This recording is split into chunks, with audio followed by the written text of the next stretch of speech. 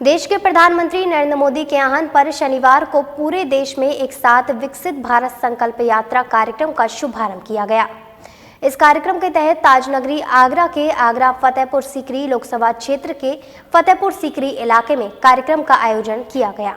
देश के प्रधानमंत्री नरेंद्र मोदी के आह्वान पर शनिवार को पूरे देश में एक साथ विकसित भारत संकल्प यात्रा कार्यक्रम का शुभारंभ किया गया था। इस कार्यक्रम के तहत ताजनगरी आगरा के आगरा फतेहपुर सीकरी लोकसभा क्षेत्र के फतेहपुर सीकरी इलाके में कार्यक्रम का आयोजन किया गया था। फतेहपुर सीकरी के आगरा गेट पर आयोजित कार्यक्रम में मुख्य अतिथि के रूप में भारतीय जनता पार्टी किसान मोर्चा के राष्ट्रीय अध्यक्ष और आगरा फतेहपुर सीकरी लोकसभा के सांसद राजकुमार चाहर थे। मीडिया से रूबरू होते हुए फतेहपुर सीकरी लोकसभा के सांसद राजकुमार चाहर ने बताया कि योजना के तहत फतेहपुर सीकरी की जनता के 2294 लोगों को लाभ मिला है। 2294 परिवारों के प्रत्येक घर को 2.5 लाख रुपए योजना के तहत लाभ दिया गया है।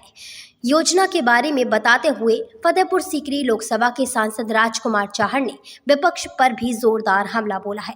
आइए आपको बताते हैं कि भाजपा के सांसद राजकुमार चाहर विपक्ष को किस तरीके से घेर रहे हैं। फतेहपुर सीकरी लोकसभा के फतेहपुर सीकरी क्षेत्र में हम इस समय मौजूद हैं।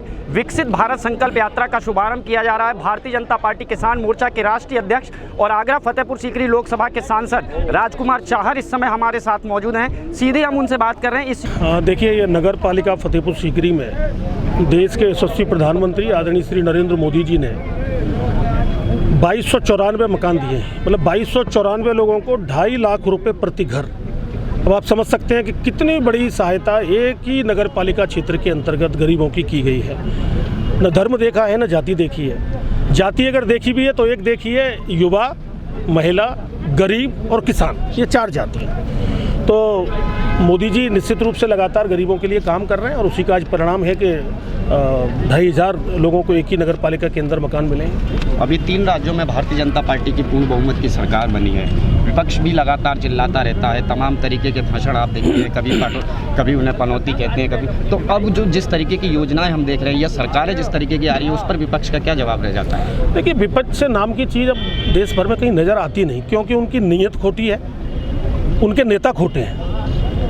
उनकी न कोई नीयत है, न कोई उनके पास नेता है, न कोई आने वाले समय के लिए कोई प्रस्ताव है। तो देश की जनता ये जानती है कि देश की जनता का जो भला है या भारत का जो विकास है, एक विकसित भारत का संकल्प जो देश के प्रधानमंत्री मोदी जी ने लिया है, उसको आम जनमानस भी जानता है। और इसी का परिणाम है कि आज छत्तीसगढ़ हो, चाहे मध्य प्रदेश हो, चाहे राजस्थान हो, 3 प्रदेशों में सरकार हमारी बन रही है, प्रचंड बहुमत से बन रही है। मिजोरम में भी हम पहले से ज़्यादा बढ़े हैं और तेलंगाना में भी पहले से दूने वोट हम लोगों ने लिए हैं। तो इसी प्रकार अब आप देखिएगा 2024 में एक तरफा 400 पार, ये 400 पार का नारा आम जनता ने लगा दिया है। अब की बार 400 पार 2024, तो 2024 में 400 पार होंगी और देश उन्नति के पथ पर निरंतर बढ़ता रहेगा। संकल्प भारत विकसित यात्रा के दौरान जो लोकसभा के सांसद हैं राजकुमार चाहर बता रहे हैं कि अब की बार 400 पार यूपी का नारा दिया गया है। भारतीय जनता पार्टी के लोकसभा के सांसद राजकुमार चाहर संकल्प भारत विकसित यात्रा का शुभारंभ कर रहे थे। कैमरा पर्सन होशियार और विनीत के साथ प्रशांत कुल।